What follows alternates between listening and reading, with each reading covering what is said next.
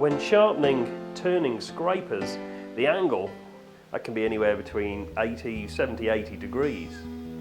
So there's a great tool rest that we can use.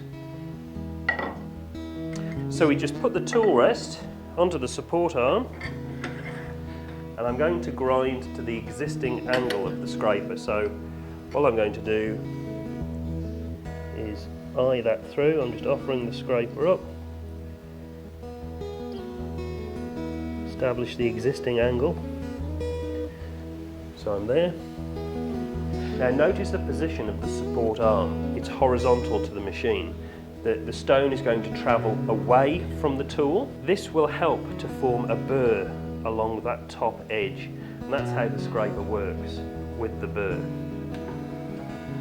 So to sharpen the scraper, hold it firmly to the flat tool rest and just follow the line of the blade. And that's all we need. There we go. Nice consistent angle, very quick.